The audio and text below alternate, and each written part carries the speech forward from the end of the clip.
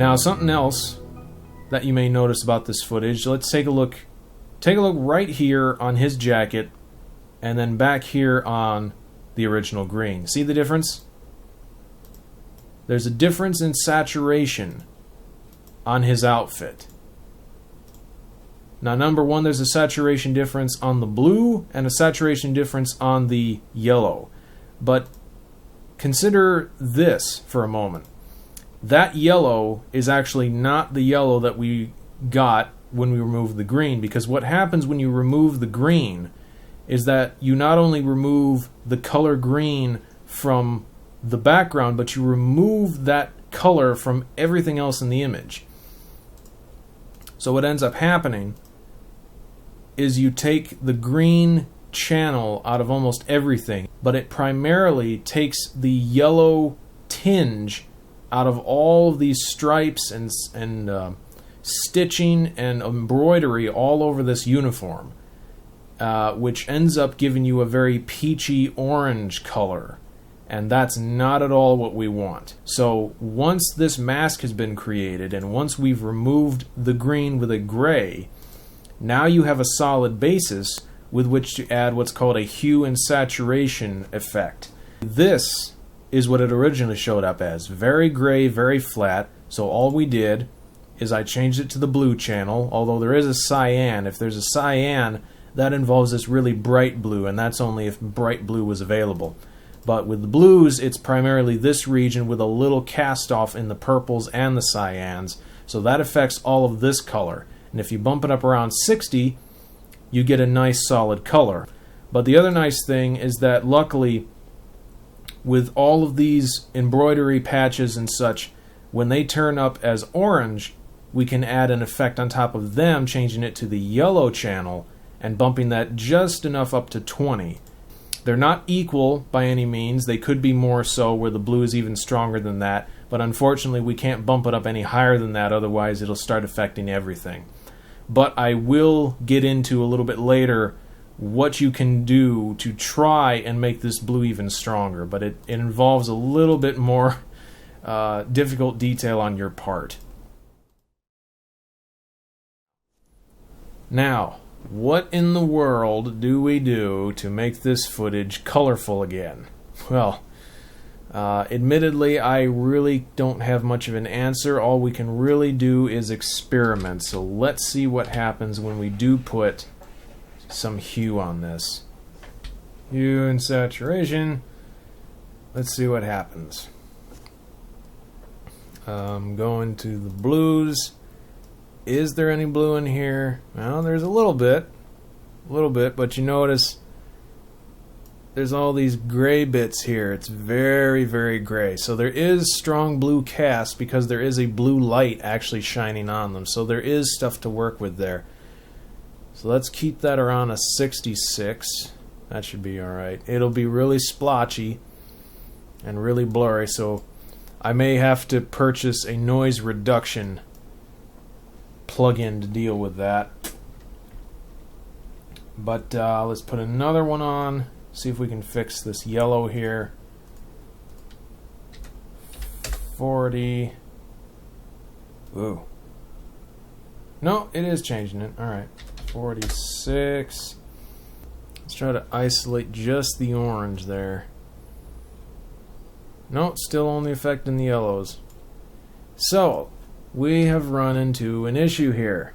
An issue which, I guess, considering what scene it's in, really doesn't necessarily have to be dealt with, but because there is a lot of issues here, lots of gray, lots of missing tonalities, I may have to figure out how to reinstate color here. Now, something I will try to find a better example for, but let's give it a shot here. What we might be able to do,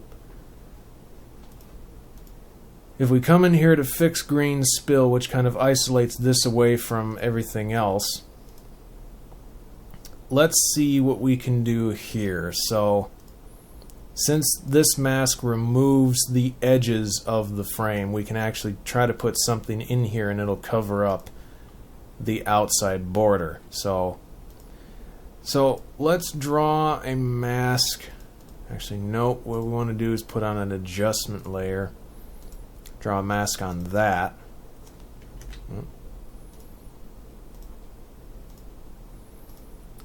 Go around the shape of his head.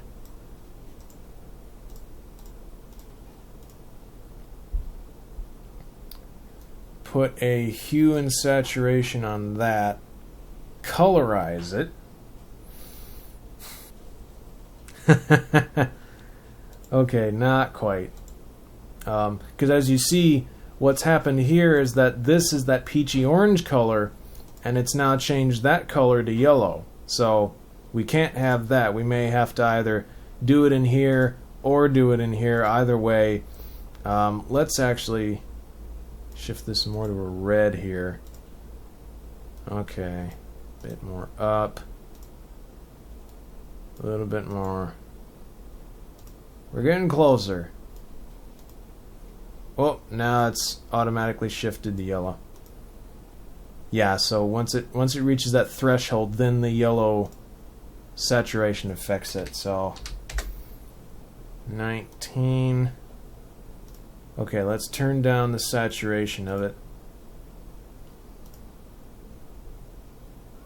Yeah, that sort of adds some color back. Let's try. Oh, there, that might be something.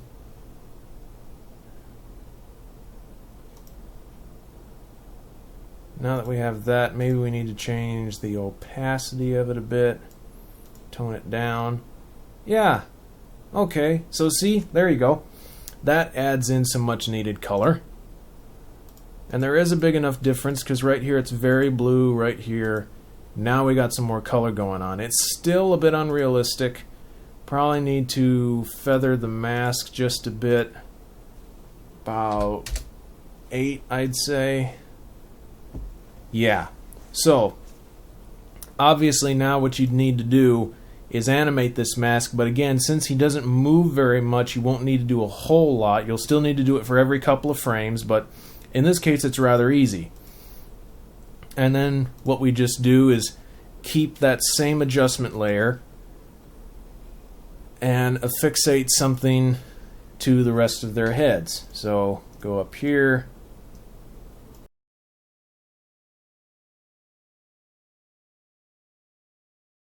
Alright, and just like before, change this to 8. Change this to 8. And since we already dealt with animated masks earlier, we don't animate these now. We also need a bit on his hand there. I think this is the only close-up shot in the film with it this grayish, so I might not have to do this more than this instance, maybe one other time, thankfully enough. So yeah, there you go. Still might be a little on the harsh side. Then again, maybe all we just have to do is bump up the contrast on the rest of it. So actually, let's do that.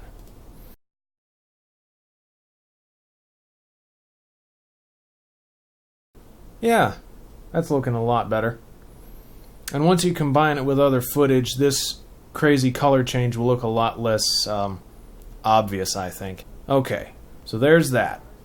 There's some color shifts in the image to fix what was otherwise a very gray, lifeless image. Now, if we come back to this in a similar way, I want to show you how we might be able to reinstate Bill's blue outfit here, Captain Bill Sprocket here.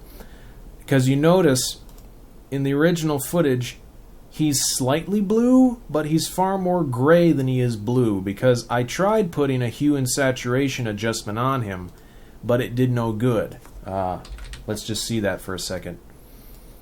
Put it on there, change it to blue, bump it up to 60, and nothing.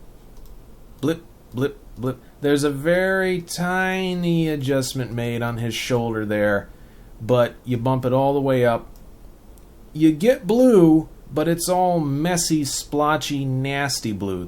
It does no good. So what can we do with this? Well, I think in this case there might be a way to do a levels adjustment again, but the only way we're going to be able to do that is if we bring in brighten green again, and we take this with a levels adjustment. Now, because his jacket is darker than other stuff in this region, although he will probably be about the same tint as this ramp right here, we will have to do some mask. But one of the things you got to focus on is if we can get his jacket to be black, and even if this is black, at least we'll get some good solid regions of his jacket, which will be taken care of by a levels adjustment. The rest of it we can fix elsewhere, because the more that we do not have to do the entire thing with rotoscoping or masking, the better off we'll be. So what we need to do is change the levels on this, and actually let's put a tint in first. Now we'll change it. So get this all the way to black, about there. Change the rest of it as white as it can get. There we go. See? Jacket black, stripes white, everything else white, and we just have to mask out the junk. Now, yes, the ramp is black, but again, we can mask that out. Now, you may wonder, well, his jacket is the part we want to fix. The black is what gets removed, the white is what gets kept. What do? We have to invert it. So channel, invert, there we go. Now his jacket will show up and the ramp will show up, but let's just mask out this one frame to show you what I mean. So what we need to do now is put on a adjustment layer to change his blue there. We put a tint on this adjustment layer and change this to a blue tone. Probably about there. Put in a hue adjustment, bump up the saturation, brighten it up just a little bit, even more, maybe not too much, actually no brighten at all. Okay, let's try it with that. So you'll notice the entire thing is blue. That's what this is for. This is our other mask. So put a set matte on the adjustment layer, luminance, and the brighten green we had.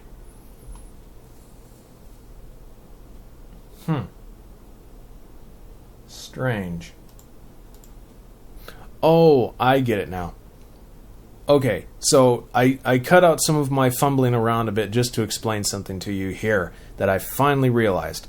When you use a layer as a mask, the layer effects do not change how the set matte relates to it.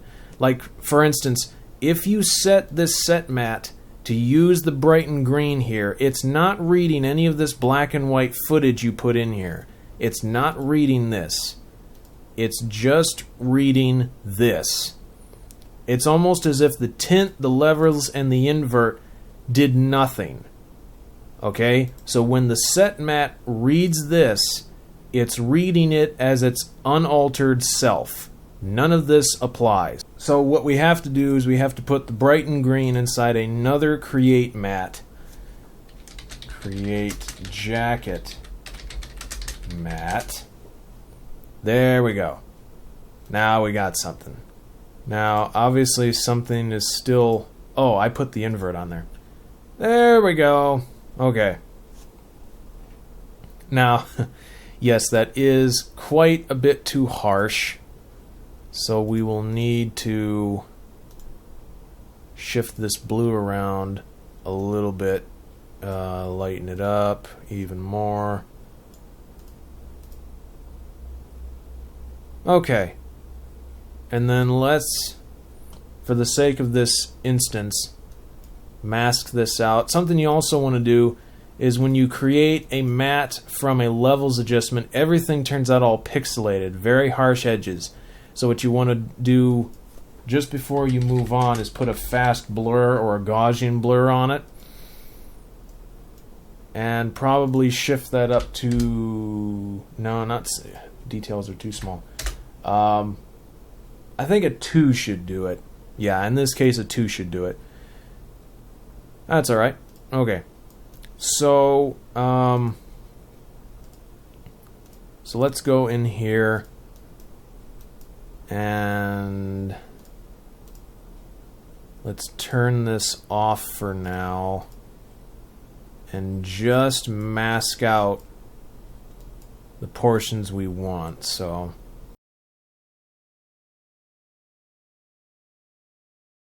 oh, my bad. Because this is being referenced for other pre-compositions, what we actually have to do is make a black mask. So all you got to do for that, instead of having the mask there, just make this a black solid.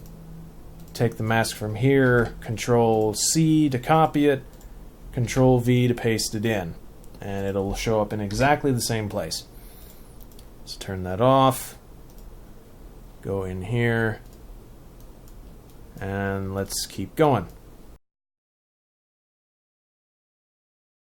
Okay, that should do it. So then we take these, blur them to about 4, and no, these should be subtract, because then that subtracts those from the mask, and that makes everything else black except them. That way you don't have to do those in add and then everything else in subtract to make another mask around it. So this makes things a lot easier. So now let's reinstate those, invert it, fast blur. If we come back here, bam. Not entirely perfect, but I think you get my point. That is how you would reinstate the blue. And admittedly, you would have to do it to every frame, match the masks to everything, watch for these little splotchy areas here. But that's how we do it. That's how we would do it. And I think for the sake of my film, it's very important that he is blue. We also have to make sure that Lord Sheldon's outfit here is green, so his green sash and green bow tie have to be put back in a very similar fashion. The color on the Queen's outfit, I think we need to change from yellow to purple. We need to make sure it's very strong purple. So a lot of different color adjustments need to be made with all these masking techniques, which obviously can get very time consuming, but the ultimate appearance I think is very valuable. And just to show you what I mean, let me go in here and actually fix their outfits even more, and I'll show you what it looks like afterwards. Okay, so first off, I want to make sure everyone's aware that this background is close to what will be in the final film. It's not quite there yet. Still have to do some tweaking with the shading, the coloring, the elements in the background. The clouds have to be changed entirely, and obviously the shading that's involved with planting these characters in a realistic environment has to be done. I have to add more shadows and more elements to highlights and kind of giving some depth to the scene, maybe even a bit of fog here and there. And the waves have to move, obviously. This is just a static snapshot of what I'm trying to build. But point being, this is kind of the light and the color scheme of the scene. These are the actors that have now had a color change added to them. Not quite perfect. I actually need to do this on top of the original footage so that it's not outside the borders.